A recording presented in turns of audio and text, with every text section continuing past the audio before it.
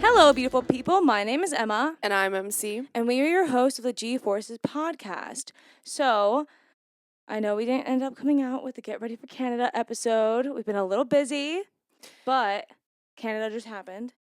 Yeah, we have literally had people in and out just like visiting. It's that time of year. I feel like June's busy for everyone.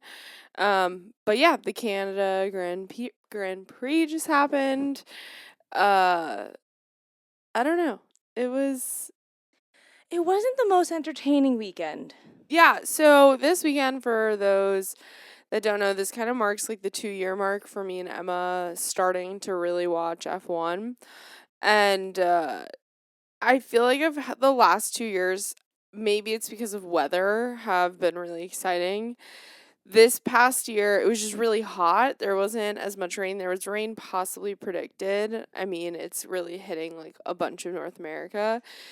But yeah, I don't know. It was a little lackluster. I do feel like the race was more exciting than we thought it was going to be. Like, it was definitely towards the end. But yeah, I don't know. So 2 years ago, when I first watched this race, we got to see Alex Albon. That was when he had the huge DRS train behind him, and he ended up P7, and it was like, I am obsessed with this kid. Like, that's when my love for Alex Albon really developed. I mean, I had watched Drive to Survive before I watched the races, but that was like what solidified it for me. And last year there was that like rain that was looming over the city, and then it ended up downpouring, or it ended up raining on the track, right? Either during the race or quali, I can't really remember. I think it was like it was looming and nobody knew when it was actually going to hit, and it was like kind of chaotic. And then this time I barely watched the practices, to be honest. I was so busy with work. And then quali, I fell asleep during. Don't hate me. I just could not stay awake. And then the race was again lackluster. It was okay. There were some big moments that we'll talk about. Yeah, so there's definitely some important aspects of teams that I feel like are definitely being laid out right now. There's a lot of interesting news that's going around the circuit, going around the fans. I feel like if the season was a movie, this would be the beginning of Act 2. Yeah, I feel like we had the beginning stride where everyone was like figuring out their mojo, getting in spots, figuring out like all of the cars were laying out and like where everyone was gonna fall. And now with upgrades coming, a lot of the drivers are a lot more comfortable. They've raced a lot more frequently at the next few stops that are coming up. And so I think that there is like an unknown that we're about to face, because so many, like, McLaren was on top, and right now McLaren struggled a bit in this race. I think Max is doing better, but I mean, only Max. Mercedes, shockingly, really pulled out a weekend that I personally wasn't really expecting. Yes and no. I feel like Mercedes has weekends where they're doing really poorly, and then they'll have a weekend where they're doing really, really well. So, like, it's not surprising with how poorly they've been doing recently that they were going to end up with a good weekend. Well, and speaking of poorly, it just seems like the Ferrari train just cannot catch a break. I think they're being dramatic. But I'm saying that I think the media right now is jumping down the throats. I'll be really honest, it doesn't feel like there's a lot going on in terms of drama, and it feels like we are grasping at straws. There's aspects of, the media day that Max was really frustrated by because they brought up the George Max drama. I think he's also frustrated on the fact that he has so many points on his license, which is a whole nother issue. But it just seems like they're grasping for like rivalries or drama or like what's the narrative of this season, and I don't really know if there is, and I think that's why it seems a little lackluster is yeah, it's just there's no real drama, it feels like. Like we're trying to we can't just enjoy the race. There has to be so much other shit going on in the background, apparently. Yeah. Yeah. No, you're right. So, Well, even though it was kind of lackluster, we are going to walk through everything. So, well, let's get into it.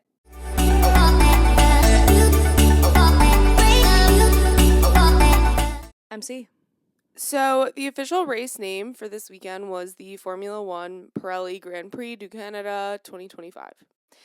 The track name is the Circuit Gilles Villeneuve, after the race car driver, appropriately named. The first Grand Prix was held in 1978, and from what I was reading, this was actually the location for the World Expo in the 60s. And then there was some other event that happened in the early 70s, and they decided, let's put a racetrack in this park, let's reuse it, which I think is cool. It kind of makes me think, everyone talks about doing a race in New York, but I really think you could do one in, like, if anyone watched Men in Black, where the spaceships are, that's where the World Expo is in New York. And, like, AKA the World's Fair. The World's Fair, and you could do, like, I don't know how big it is, but everyone always talks about, like, racing through the streets of Manhattan. Yeah, that'll never happen, and those drivers do not want to race on those roads, trust me. Like, utilize the park. I'd rather them race through Central Park, to be honest. Like, that would be so cool. Okay, when people are like, I can't imagine it actually ever happening, like people being able to race through the streets of New York, through the streets of Manhattan, do people forget that the whole city shuts down for the New York Marathon? Like, people are not driving around during the New York Marathon. It can happen. The race can happen. I wonder, though, if it's because the New York Marathon, they don't shut down for, like, 4 to 5 days, those streets, which is what they would have to do for, like, it would lock down the city. But anyways, so the circuit length in Canada is 4.361 kilometers, or 2.709 miles, and they're doing 70 laps around this track. So that 70 lap takes us to a total race distance of 305.27 kilometers, or 189.68 miles. So the lap record, which is still in place, it was honestly not even close this year. Well, yes, it was. Like, in the standards of time, it was, but in the standards of, like, racing, I feel like it wasn't. So this was placed in 2019 by Valtteri Bottas in a Mercedes, and he did a lap in 1 minute and 13.078 seconds. The fastest lap this year during the race was placed by George, obviously in his Mercedes, and he did it in 1 minute 14.119 seconds. So I definitely think, just the tires literally melting off the car was probably a factor, and, And we had the softest tires, I'm pretty sure. Yes. Yeah. So there are technically 3 DRS zones, but only 2 activation points. So DRS detection zone 1, or we have 3 activation points and 2 detection. You understand what she means. DRS detection zone 1 is after turn 5, and activation begins after turn 7. DRS detection zone 2 is after turn 9. And then activation begins before turn 12. And then there's very quickly, like, I think 1 turn and then another DRS zone. And this is the 3rd zone, which is right after turn 14. So that's the racetrack. I really like it. I think it's right next to a rowing site, which I feel like we've talked about it before. Me and Emma were rowers, so it's always nice to see. Like, I love a multi-used park. But, yeah, I don't know. It reminds me a little bit of, like, the Canadian version of Australia, where there's, like, a body of water. I also just feel like I've personally never been to Montreal. I've only been to, like, the Toronto area for Canada, but it just looks beautiful. The weather is... I know, it makes me want to go to Montreal. Yeah, I mean, it looks wonderful, but it just always makes me laugh. There's wildlife is a big thing because it's a park. There's a lot of groundhogs, which we usually see. Which there was unfortunately an accident with one this weekend. Yes, one was taken out. You will learn. Oh, but you already told them. Well, I will tell you by who when we get to that point. ironic the person who it was. Yeah, Quite tragic. pour one out for that groundhog. Yeah, the groundhog probably deserved a little bit better than that. Yeah, but well, anyways, let's get into practice.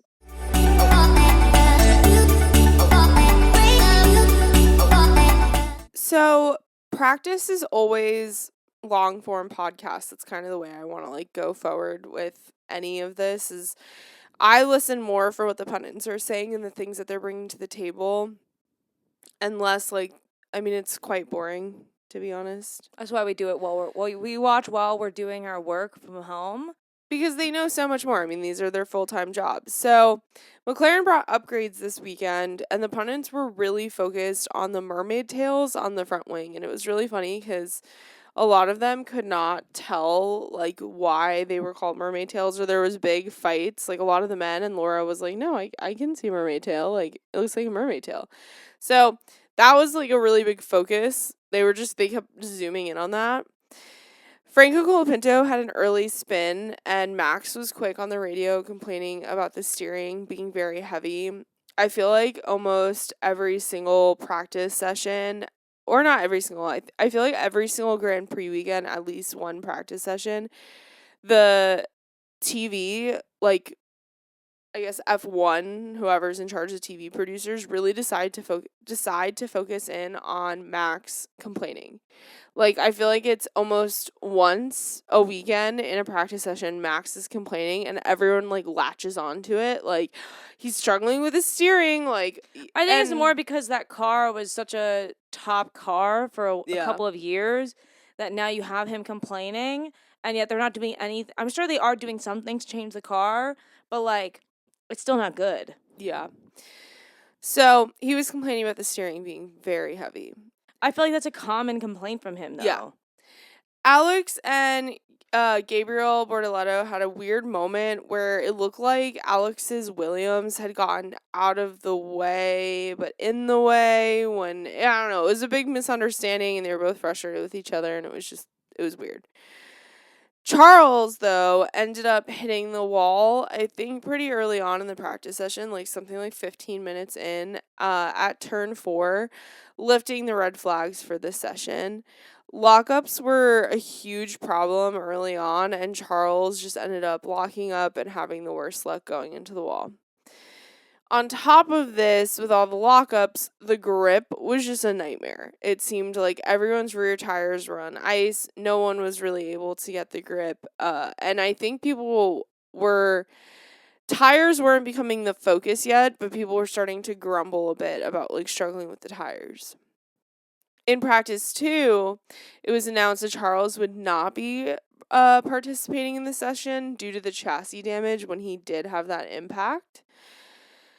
Unfortunately, 5 minutes into the session, we had another person out. Lance ended up clipping the barrier, which Lance is back. We didn't really make mention because, to be really honest, it wasn't really a focal point, it didn't feel like. Yeah, like, nobody really cared to mention much about it. It seemed like this big hullabaloo last weekend, and then all of a sudden he's back, and they're like, okay. I don't know. So, Lance is back, but then he ended up clipping the wall, snapped his suspension, and this really affected the front left wheel, and so he ended up being out. And it was funny because he very much, you could tell he was eager to drive back to the pits, which we've seen Lance do, I think, once or twice before this season when he's had a similar... Because it's been normal in the past to do that. So he was fully prepared to go and drive all the way back to the pit, and his engineer hopped on and very quickly made it clear to him, hey, we cannot do that anymore. And Lance was clearly confused because he was under the impression, and I'm sure he knows his car, that he could drive all the way back. So, grip, again, was a huge problem, and then Franco had another spin out and just seemed to struggle during these early sessions. George and Kimmy, I feel like, surprising to me, both had really good sessions here, showing a strong front for Mercedes. So, and the top times for P1 was Max, Alex, and Carlos, and then the top times for P2 were George, Lando, and Kimmy. So, like, no consistency. Well, and the weather conditions on Friday were very different than they were on Saturday and Sunday. Yeah, it gradually got hotter and hotter as the weekend went on. It started off cooler on Friday, and then from what Jesus Christ, from what Christian Horner stated on the track right before the race, is about 15 degrees Celsius hotter on the race day than it was during the track. I don't know the math, sorry. P3, Charles is finally back in the session after missing quite a lot of time. I think he was out for an hour and 45 minutes of the 2 hours. And so he just needed to get out. The final chicane had been a problem for a handful of drivers, and Oscar and Nico really felt this when they both ended up clipping the wall. Other than that, it was just a pretty standard. It's P3 right before quali. No one's going to do anything crazy. They don't want to fuck up their tires or their car. So the top 3 for that session was Lando, Charles, and George. Cool. So that's practice. Now we'll get into quali.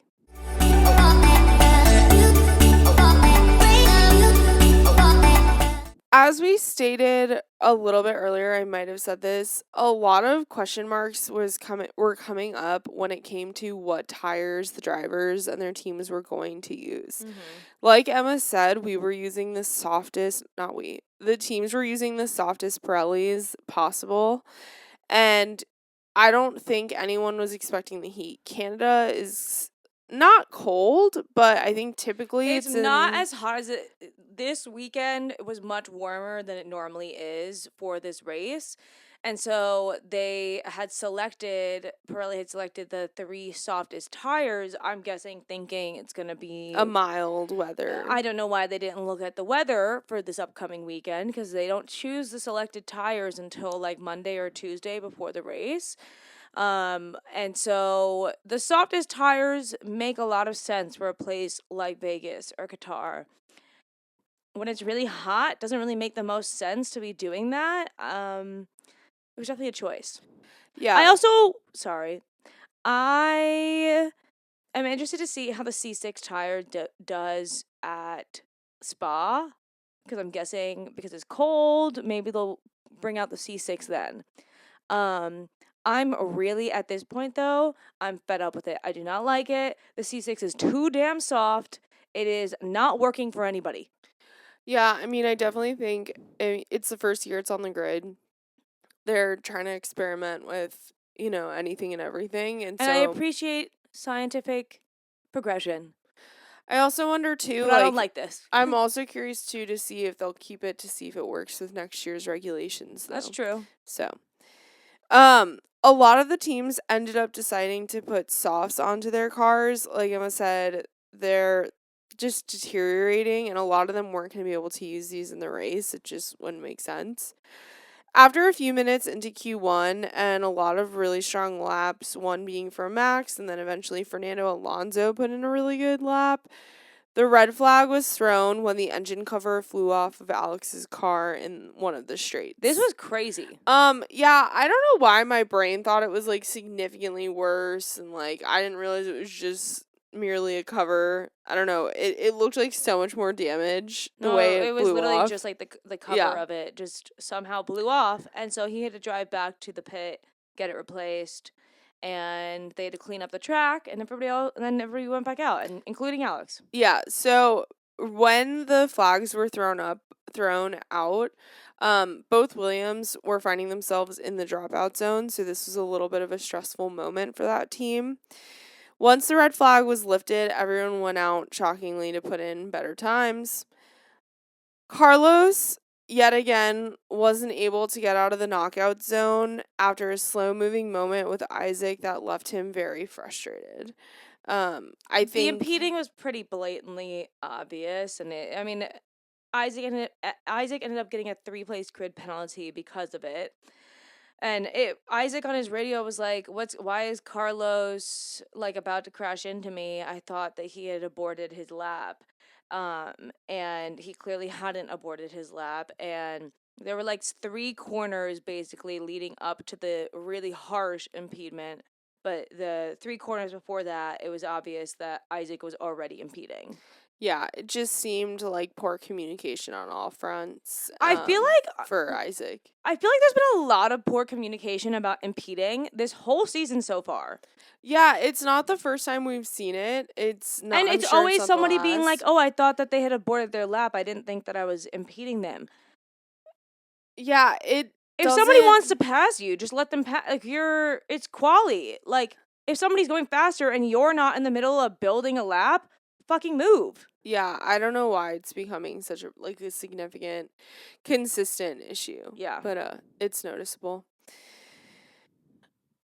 So, knocked out of that session was Gabrielle Bortoletto, Carlos Sainz, Lance Stroll, Liam Lawson, and Pierre Gasly. Pierre just really struggled this weekend, I feel like. Yeah. He did not seem to be on the better foot. Q2, Max was the first on the track for this session. Apparently, Max had been last on the track for Q1, and in typical Max fashion, grew frustrated with traffic because, shocker, traffic exists when there's other cars, and so he wanted to be able to get out there first. He was able to put in the top time, and then everyone just kind of fell in place. Where you think most people were is probably where they were.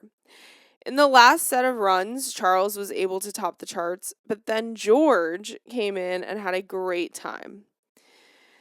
Sadly, there was a bit of frustration from Yuki during this session. When he was passed in the pit lane by George, he felt like there was an issue there. And then some drama between Yuki and Charles when he overtook Charles when Charles was getting ready for a flying lap. So yet again, I don't understand why this communication is happening. This poor communication during quali is happening more than once over and over again. So knocked out of that session was Yuki, Franco, Nico, Ollie, and Esteban. This is also the 200th race start, I'm pretty sure, for Haas this weekend. So a pretty big deal. Sad to see them, at least one of them, not get into Q3. But, they ended up being able to do pretty decent in the race. Finally, in Q3, Lando attempted his first flying lap, but that ended up getting deleted because of track limits. I don't feel like track limits is a major issue. At least it wasn't a major focal point. I feel like it hasn't been a major issue this whole season. No. There maybe was one race where there were some track limits issues, but for the most part, people have been pretty good about it. But I think some of the tracks we've had so far, it's a little difficult to have a track limits issue. It's difficult to have a track limits issue, and I feel like track limits becomes a bigger issue later on in the season. Yeah, they start to become sticklers about it. So Max was able to top the charts for, yet again, the first set of laps, and then he was able to stay in that top position until George came in and was able to place the fastest lap. Other than that, it was pretty clean, pretty standard, but there was a few, really one or two major upsets. So I'll go through and I'll point that out. So first was George. Second was Max. Oscar was third, which was a little bit frustrating for McLaren because they've been on such a high, but, happy to still see him on the second row. Kimmy was fourth. We've seen Kimmy qualify, I feel like, pretty decently. Yeah, I'd say so. He's usually in the top 10. Yeah. Lewis, yet again, is in fifth. I feel like Lewis has been in this, 4, 5, 6, 7 area and just kind of been stuck here. Sixth was Fernando, which was exciting to see because I feel like Aston Martin... you all know my thoughts. Lando was kind of the really big shock of this session, coming in seventh. I feel like we're kind of at that point where people, like we said earlier, are getting bored with the narratives that are currently going on. And so they're already putting on pressure when we still have so many races. And so any sort of drama, any sort of out of ordinary quali, which, again, I don't feel like this is out of the ordinary for Lando because he's qualified lower before. He struggles with qualifying. Yeah. So Charles was another big upset yet again with all the Ferrari drama. He came in 8th, and then Isaac was in 9th, and Alex Albon was in 10th. So Charles, to me, coming P8 is not a surprise. No, I feel like the 5, 6, 7, 8 for the Ferraris has been kind of where they've been living. I think The Ferrari intensity is crazy right now. Oh, yeah. The breathing down the throats of every decision is, you know, I don't know what we need, but I mean, at the press conference before the weekend started, Lewis and Charles, they've both been asked like opinions on the whole rumors about Fred potentially being replaced as team principal, and Lewis and Charles are pretty quick to shut it down. I mean, Lewis was like, "I wouldn't be here if it wasn't for Fred. Like, I wouldn't be driving for Ferrari." Why I clearly things are not working at Ferrari, but I don't think it's the drivers or the team principal. I have a huge problem with the way that the race engineers speak to the drivers and like the way that they handle things as well. Clearly there's a communication issue between the race engineers and the drivers because almost every single race one of the drivers is asking, "Well, why did we do that?" it's strange to me the amount of plans that Ferrari consistently has, plan ABC. I mean, they've gone into DEF, it feels like sometimes. Yet their drivers are continuously confused. Yeah. It, for spectators, is confusing. I mean, Ferrari, as the team, prides themselves on their connection to the Tifosi, and I feel like if the Tifosi isn't up in arms about this, I don't know what they are. It's weird because it's not. At first, it felt like it was just really happening with Lewis, where there was just kind of this weird, I don't even want to say disrespect, but it almost just seemed very robotic relationship. We've talked about it before. But now Charles is just every single race on the radio fighting, and we'll get into it Yeah. more when we get through our race notes, but it's just a very strange Ferrari right now. I think before you try to find an external solution, fix what's going on inside first. Have we learned nothing from Red Bull and Alpine? Yeah. That's all I'm saying. Yeah. Ready to get to the race? Yeah. Let's do that.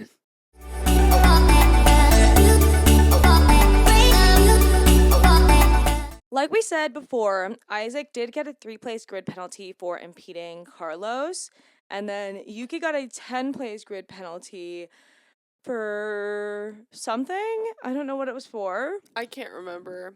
Sorry. But yeah, he kind of got fucked there. I mean, he already wasn't in a great position. But alas, life moves on. Okay, so the beginning of the actual race, the race start. People were taking bets, trying to say Mad Max crash into George. That would be crazy. I did think it would be funny if he did that, but then he would not be able to race at all next week at Red Bull's home race, which I don't think would go over well with sponsors. Yeah, he wasn't happy in the press conferences. George made kind of a comment at the end of quali where he was like, well, I have more points to play around with. And a lot of people were like, is George just adding fuel to the Max fire? And I think at the end of the day, there's just like funny, ribbing of like friends or, teammates. I mean, they're not teammates, but just like you're on the same grid. You know what I mean? So yeah, people were really expecting carnage in this, and I love the irony that it was such a clean start. It felt like a fairly clean start. Alex Albon wouldn't think it was a clean start, but you know what I mean. Him aside. Yeah. So Kimmy gets past Oscar pretty smoothly in the start after like turn 2, I'd say, is when Kimmy got past Oscar. George had a really great start, got out ahead of Max, no problem. And then further back in the field, we have Alex Albon and Franco Colapinto fighting, and Alex actually goes off because of this, and cuts across the grass, and then comes out right next to Franco, but then everyone's kind of slowing down, and it's Alex, Franco, and Hulkenberg, and then Hulkenberg's able to, like, just kind of take the outside and stay out of their drama, but then pass them both. People were shocked, including myself, that there wasn't more damage to Alex's car in that initial grass issue, because boy flew. Like, that kid went flying. I think it's soft grass. Yeah. How much damage is it going to do? Never know. Yeah, that's true, actually. My next note isn't until lap 12, because I feel like the first 10 laps was really just a DRS train. Like, people were just kind of falling behind one another. Yeah, the only thing I had was that 4 laps in, George was already at a 0.75-second lead, and it wasn't really being walked on, but Max did have the fastest lap behind George, so not sure if there was just mistakes on Max's end, but that's really all I have until where you're at. So lap 12, we have Kimmy actually about to pass Max, which would have been insane. And as we think that Kimmy's about to pass Max, we see Max disappear on our screens. Turns out he actually went into the pit lane, but we were like, where'd he go? Wait, what? Well, and the way he drove off, and David Coulthard kind of mentioned this when the move happened, they could brake so late that they can go so fast into certain sections of the pit area that he wasn't slowing down, and so to see him go in one direction at the same speed that Kimmy is following the track, you're like, where the hell is his car going? I literally thought that somehow some supernatural portal opened up and Max Verstappen Or he was found gone. those secret track areas in Mario Kart That get you to skip ahead. Yeah. Yeah. So right before that actually happened, Lando was able to get past Fernando. So as per usual, we're already starting to see Lando do what we've seen before in past races and just climb through the grid. See, this is Lando's problem though. He does great with all of that, but his qualifying screws him. Well, yeah, I mean, no one wants to be working that hard through a race, if he was able to, but at least he's decent. At least he's able to get through, Yeah. So Lap 13, we see Esteban Ocon pass Ollie and then pass Isaac. And Ocon it was on a tear. One after the other. Yeah. Lap 14, George went into the pit. I think he was one of the first people to go in, and he ended up coming out in front of Max, which was really great for him. Then we see lap 16, we see Lewis and Fernando pit. And oh no, Max actually pitted before George. Max did? Yeah, Okay. So that's how George was able to stay ahead of him. Yes, that's correct. I think Max is the first person, and then Correct. Yeah. Lap 16, yeah, I already said that. Carlos ended up being really late on his brakes, and he ended up passing Bortoletto. I thought he was going to crash and just go a little too far, but it was a really good move. Carlos was having a pretty good race with just passing people and working his way up the field. Lap 17, we see Oscar go into the pit, and he ends up coming out behind Kimi Antonelli. I would think that McLaren was hoping he would come out ahead, came out behind, and yeah. Just kind of stayed there. Yeah. Lap 20, we see Lewis pass Alex. This was where the pain for Alex really started. We see Lewis pass Alex, and then we see Alex let Carlos pass because Alex's mediums were really struggling, and then Alex is now getting really angry with the team. So it seems like Alex had wanted to pit when everybody else had started pitting in lap 12 to 17. And the team, I think, really wanted to do a one stop, but he was on mediums, and that just wasn't working. And his tires were dying. He was the slowest in the field by a good margin, and everybody was just walking on him, passing him, and he started 10th, or he started 9th or something, and then now he's down to 17th at this point practically, and it was not good. And the team was like, okay, well then why don't you come in? Because he was like, what are we doing? Why didn't you listen to me? I knew this would happen. And then they're like, okay, then come in. He's like, no, there's no point to this anymore. Yeah, I mean, I feel like Alex has had definitely the better luck in terms of both Williams drivers this season, but I feel like the last 2 or 3 races he's been a little bit frustrated. I do think that I'm sure there are other teams that thought there might be a possibility of a one stop, but then quickly not with these tires. But then quickly decided to pivot away from it. I think unfortunately Williams waited too long and it ended up biting them in the ass with Alex's drive today. I do always just think it's interesting because well, could they have communicated it better to each other? Like Alex and his engineer, could they have communicated it earlier? Like, what could those conversations have been? I think that they probably could have had a conversation with Alex. Like, they could have asked Alex, like, what are the tires like right now? Like, Yeah, the way they did with like Oscar and other drivers. and Alex could have been like, I don't think it's gonna make it. I don't think it's gonna work.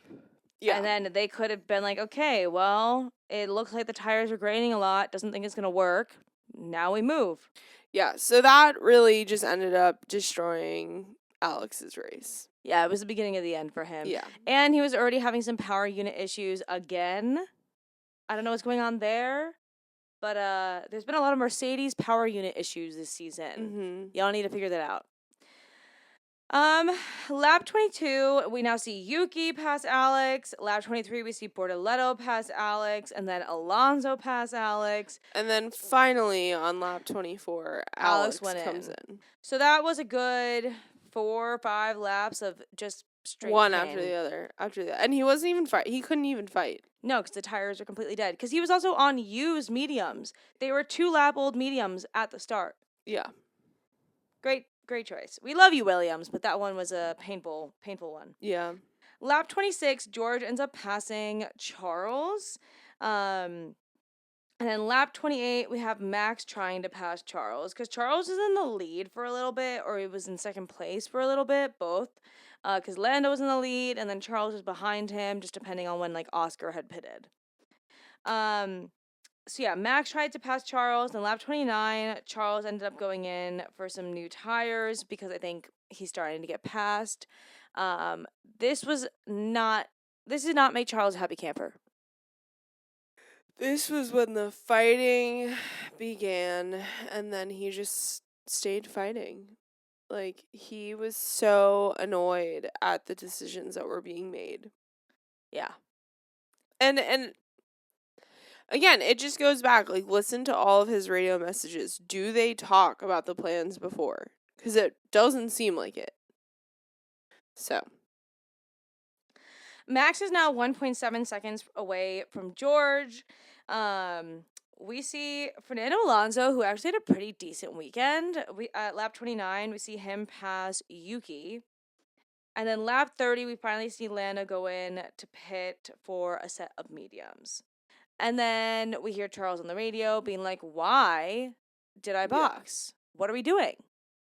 And because earlier on, they had asked Charles, like, oh, I think we're going to go with plan B. And he goes, I think we should do plan C. And they're like, okay. And that was it. And then they called him in. Plan B, I guess. Yeah, I don't know what plan they did. It wasn't plan C, though. Yeah. I just, again, where's the communication? It's not there. That is the problem, and I swear to God, if Ferrari sits here and replaces Fred, or if they sit here and they place the blame, like, no, it seems like something ingrained, and I feel like that was the energy that Fred and the drivers were given, was that it's a bigger issue than just replacing one person. I have a lot of problems with their race engineers. Yeah. I'm sure they have been great at their jobs in the past. Just right now, it's so not working at all. I'm just waiting for, like, mass mutiny or something. Like, it's just giving that, like people, nothing seems to be working. It almost feels like they're self-sabotaging on purpose sometimes. Yeah. So, lap 34, we find out that Carlos is yet to pit. That one, like, blew my mind. At that point, I was like, who hasn't pitted yet? And then they show us the table. There's, like, 6 people who have yet to pit. Yeah. I think there were several people who did one-stops. Yeah, there was a bunch of people in the back that started on hards and just went for it. Yeah. Yeah. Lap 36, this was crazy. We see Pierre get told to let Franco pass him. Yeah, I will say the last few times we've seen teams pull this move, it's been this big dramatic moment, and it seemed there was really no attention called to it besides the mention of it, and then it seemed like Pierre switched pretty quickly, Which I feel Pierre's like been very quiet recently. well, and I feel like in the long run to just quickly switch is better than to sit there and argue. Like if you Oh, can get yeah. past them, you'll eventually get past them. Yeah. But I feel like sometimes the drivers bite themselves in the butt when they're sitting there arguing repeatedly. Like just let them pass, figure it out. Yeah. So, this is when we also find out that Lewis potentially has damage. We were like damaged. What Lewis has happened? been in no man's land. He's been away from everybody. Literally, this man keeps ending up in this like 5th, 6th place like driver's purgatory. In between the gap where he's all by himself. And the pundits literally were like, this is probably the worst situation because he's sitting there and he's not battling, he's just driving, and he's probably contemplating all of the decisions he's made in the last however many months, years. So, we didn't find out about what the details of the damage until the post-race show. At around lap 8, Lewis, unfortunately, had a little scuffle with a groundhog. He killed a groundhog. The vegan. The man whose dog is vegan. The man who loves animals. Even though he did do an AI sponsorship, but that is a whole other thing. Yeah, that I have a lot of questions on. But I will say, right before you walked in, there was like a motorsports.com headline, and it was one of the interview pictures of Lewis. And Was he like, crying? No, but he was like, yeah, my team told me it might have been a hedgehog. And, that makes me sad because I just really love animals. It was something along those lines. And I was like, you love animals? No. No one would have known. No one would have guessed the vegan is sad. But I feel like if any of the drivers, like, if any of us hit an animal, it's like, I mean, I've been fortunate enough, knock on wood, but, like, I'm like, if anyone hits it's, like, It's so traumatizing. terrible. Yeah. And to do it in an F1 car, too, I guess it's fast. Yeah, it's a fast death. Fast death. But that might have damaged a good chunk of the floor also. Which makes sense because it's a groundhog and the floor is basically on the floor. So there's not a lot of room for the groundhog body to go. Yeah. Yeah. I do feel like if some of the drivers hit an animal, we would see them sobbing. Like, I feel like, oddly enough, it would some of the rookies, if they hit Oh, an I was going to animal? say, Kimmy and Isaac, I think, would be distraught. Yeah. Yeah. I feel like a lot of them would be pretty upset. I Yeah. mean, they all avoid every aspect of wildlife. Let's wait till we get to Singapore and they have the lizards.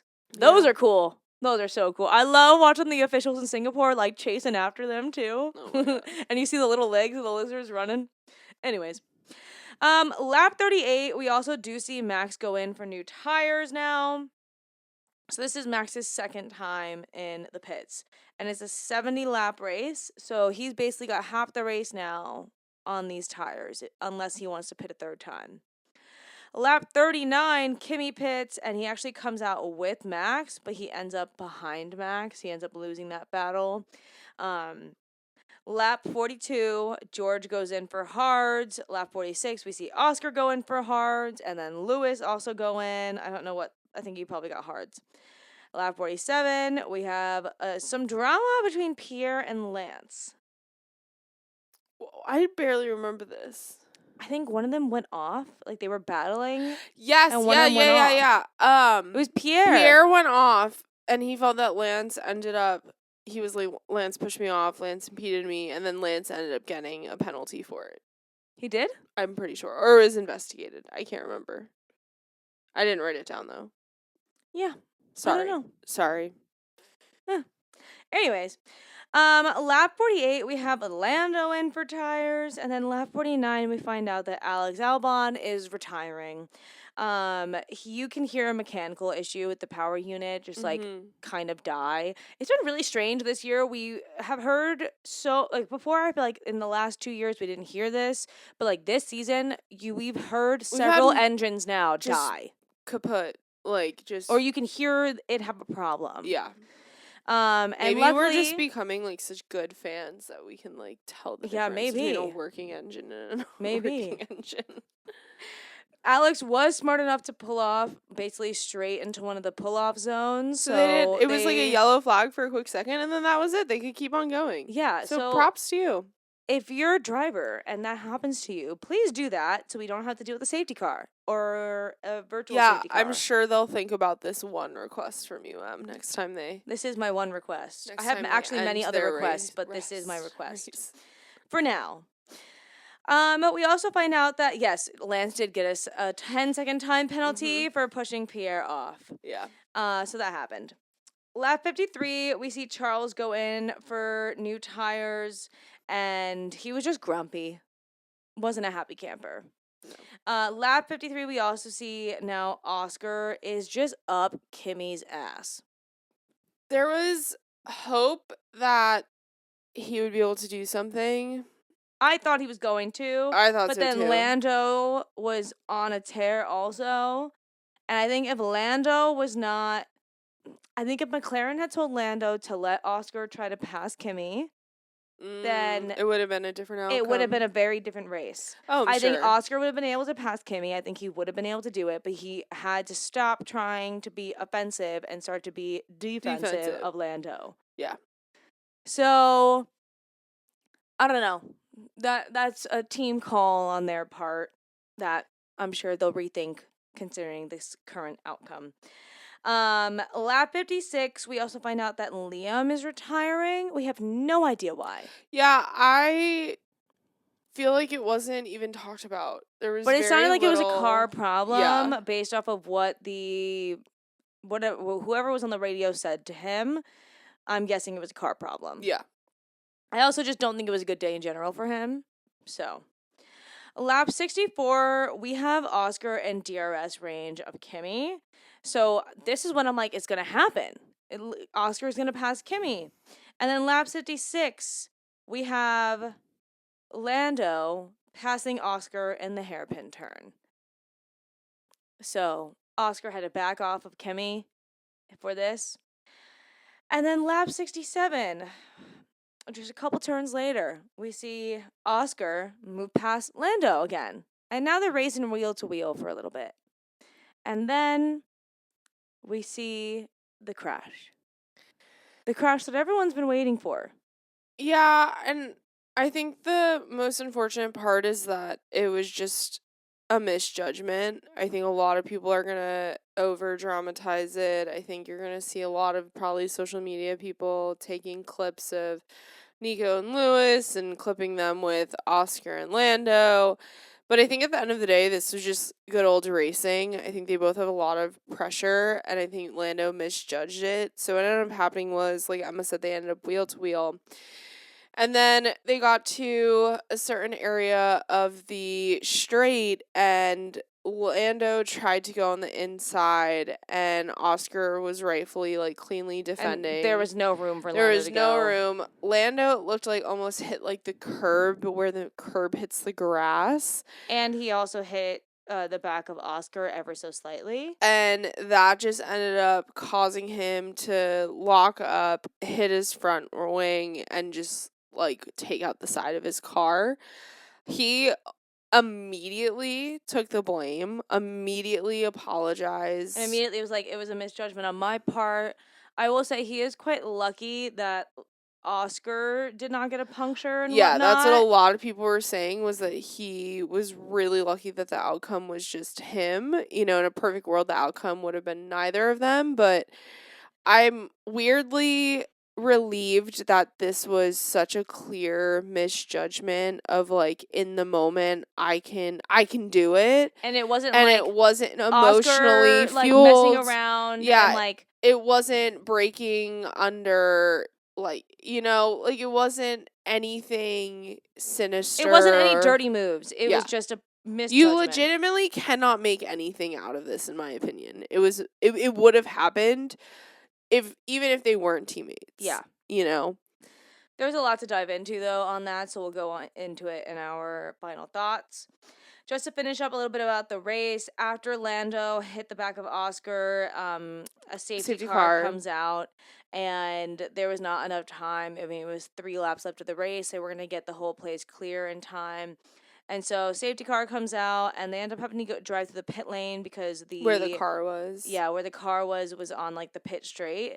So the race ends up finishing behind the safety car, which has happened before. And the top 10, I'll read all the places. I don't know how to just read the top 10. Okay, so here are the finishers. P1 George, P2 Max, P3 Kimi Antonelli, P4 Oscar, P5 Charles, P6 Lewis, P7 Fernando, P8 Nico, P9 Esteban, P10 Carlos, P11 Ali, P12 Yuki, P13 Franco, P14 Gabriel, P15 Pierre, P16 Isaac, P17 Lance, and then DNF Lando, DNF Liam, and then DNF Alex. So we are going to get into our final thoughts now.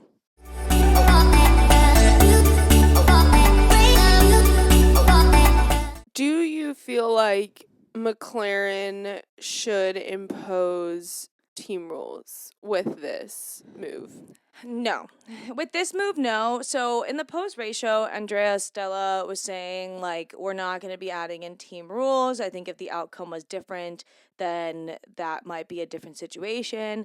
But because it was clearly a misjudgment on Lando's part, Lando immediately took responsibility for it, then it was clearly not a malicious situation. Like, it wasn't like they were trying to screw over their teammate to whatever. And so I think as of right now, they don't need to add team orders, but I think if it gets closer to the end of the season, and there's another team that could come close to their constructors' points, that's the problem. I think that's where the line is going to be drawn, is that I think because it, again, wasn't a malicious move, I think when it comes to the cost cap and the constructors' points, that's going to be kind of the breaking point for McLaren, is whether they impose team rules. I think right now there's not going to be team rules added, but I think if they battle again and there is another crash from one of them, then I think that there will be team rules from now on.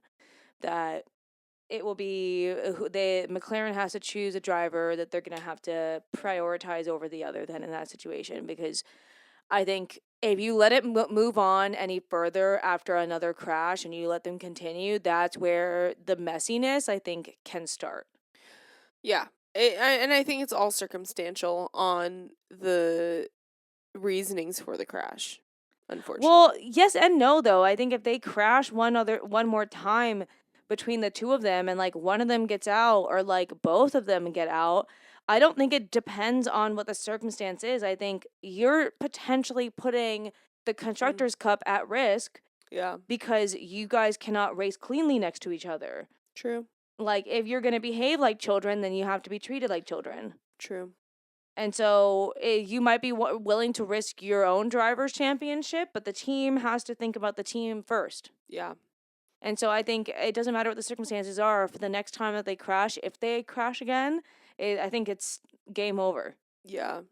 It'll be interesting to see how McLaren kind of figures out how they're going to, like, market this, how they're going to package this in the next, like, group of media interviews. Because I feel like this is really, a lot of people are expecting the next headline to be drama between Max and George. And so I feel like the media between now and the next race is really just going to be, like, banging on Lando's door and asking I think for there answers. still could be some headlines with Max and George, though, because Max overtook George in a safety car.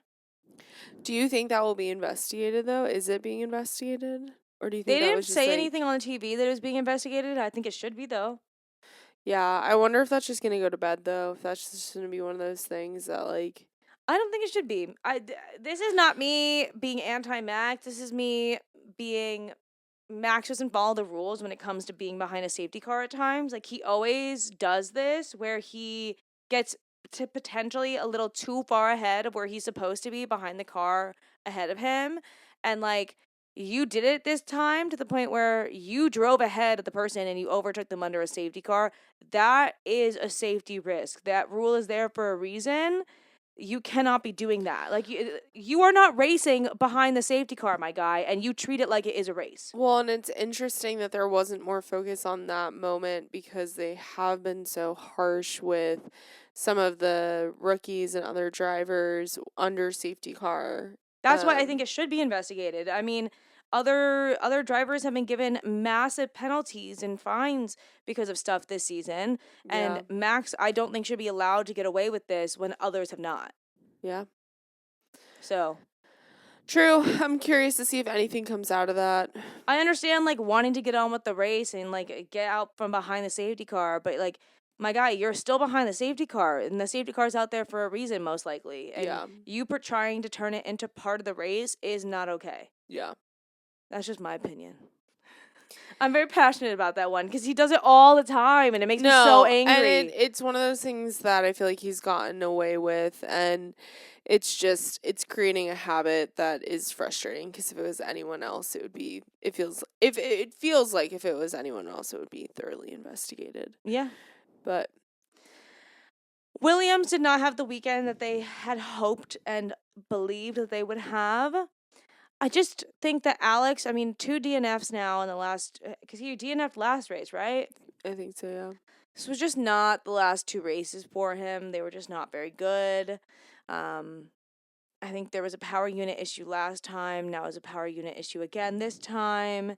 And I appreciate Alex trying to get ahead in the start, but I almost feel like he needed to just stick where he was and try to get ahead elsewhere.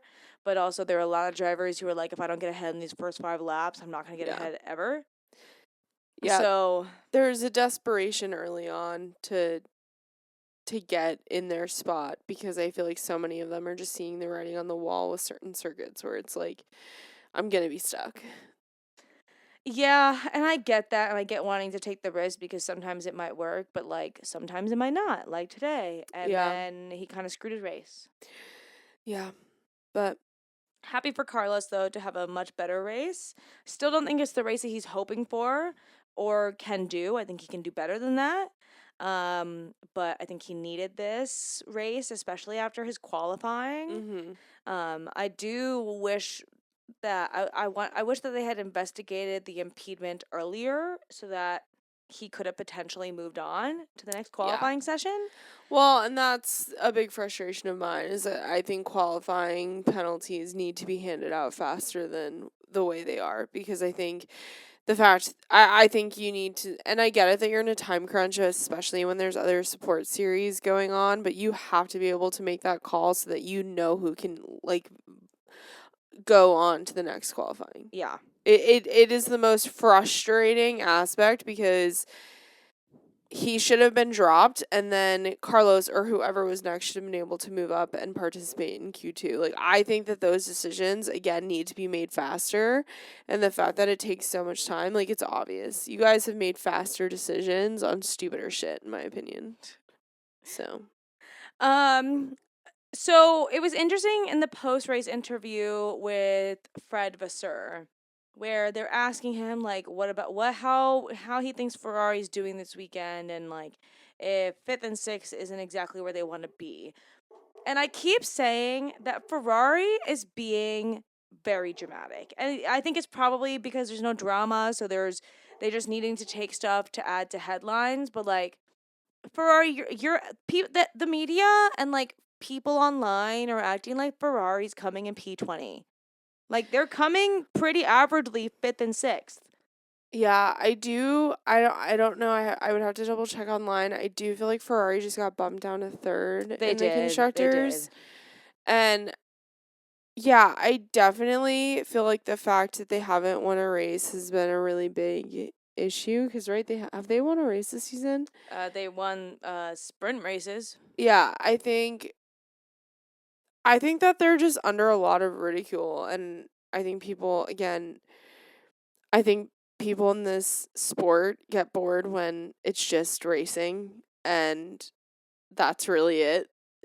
There's nothing deeper, and I think this is what's happening is we're just racing. It's in my not that opinion, deep.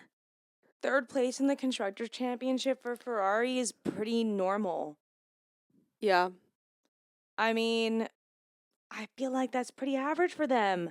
I mean, for years it was Red Bull and Mercedes at the top two, and then it was Ferrari in P3. I Like, do Ferrari's been third for a very long time. I do just think it's really interesting that you have consistent issues that both of the drivers are now facing. With the engineers. And it doesn't seem like a lot is happening. I am curious to see what changes Ferrari makes in the next few weeks because it does sound like there's going to be changes. Every interview, I mean, Lewis Hamilton made a very large point, in my opinion, to discuss how he was on the team because Fred was there.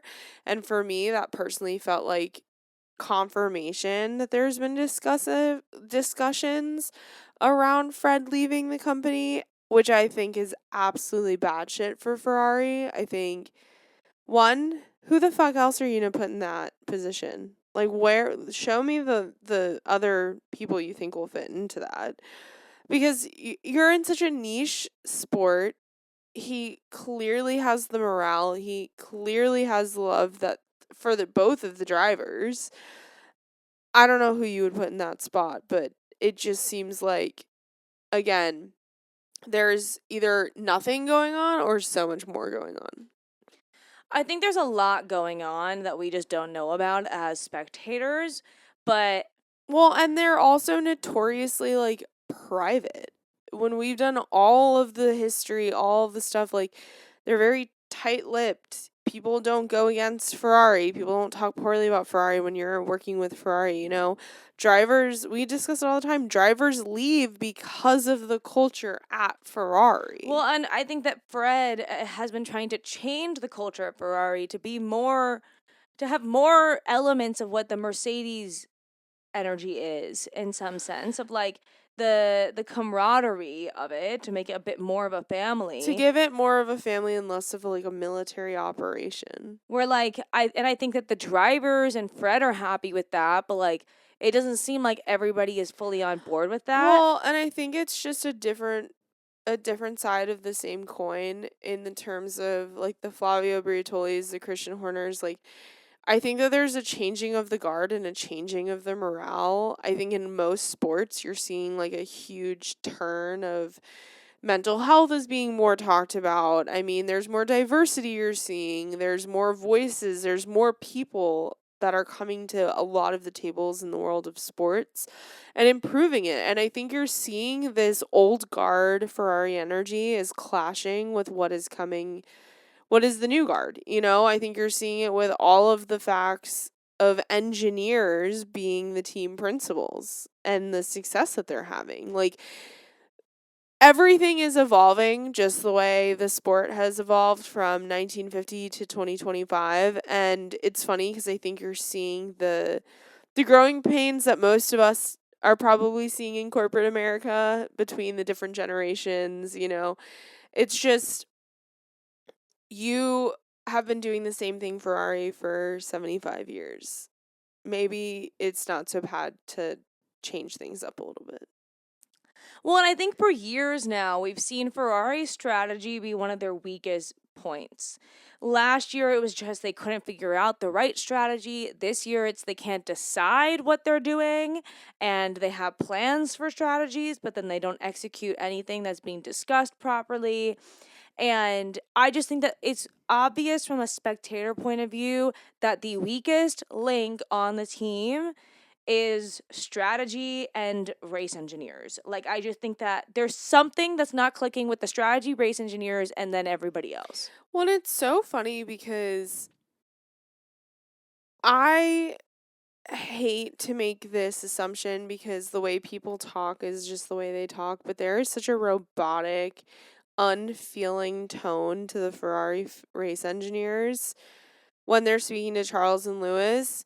And then I thought about when Lando crashed today and his race engineer immediately just goes, and I quote, "Dude, are you all right?"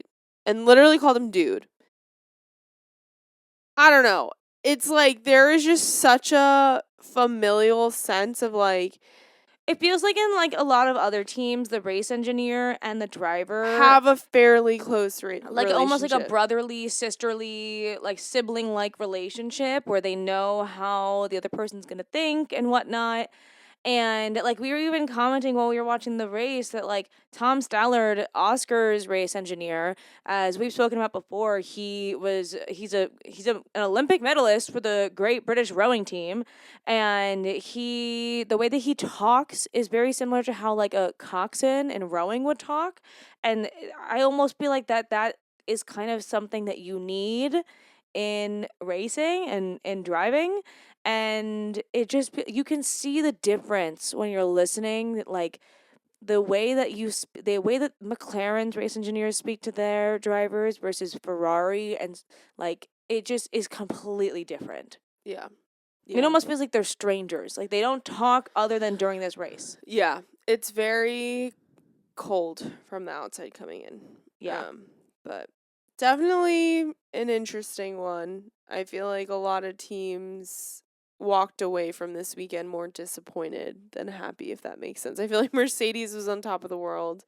Which is ironic because in Barcelona, when Toto was asked anything to take away from this triple header, and he goes, suffering. That's what I'm taking away.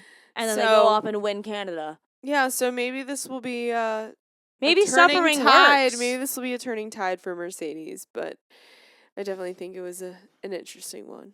And then three other people that I want to talk about who did quite well. Fernando Alonso coming in P7. Very happy for my guy. Yeah. Love that for him. Nico Hulkenberg, yet again, coming in P8. Points. Go off. Love this for you. Esteban Ocon coming in P9. Points on the 200th race start for Haas. Exactly what we want to see. Yeah. Yeah, definitely good races for them. I feel like the middle of the pack is definitely starting to shake up in the sense they're starting to move. Yeah, there's some movement. Don't know where people are going to fall. And we're in that moment where I feel like Europe really brings a lot of upgrades. We're going to see some upgrades, I think. It's going to be a lot of, I don't know who's going to be where. Yeah. So, I think that's everything for today. I think the next race is in Austria, and then I believe after that might be Silverstone and then Spa. So Austria is Red Bull's home race. It's at the that's Hungary. What's the Austrian? The Red Bull Ring. That's it. So that should be interesting to watch. It'd be really crazy if Max Verstappen were to get his penalty points at the point of needing to be banned from a race. Yeah, I'm curious to see if we'll see any more penalty points this season. I think we will. I think we 100% will. So that will be next. We are planning on making a Get Ready episode. We've already planned out the timeline of when we're going to film that, so you guys should be seeing one before we get to Austria. Please make sure to like, comment, subscribe, all the things. Go follow us on Instagram, TikTok, whatnot. And if there's drama, we'll post about it on our story. Yeah. Even though I don't think there's going to be any drama. No. You never know. Yeah. So, all right. Bye, guys. Bye.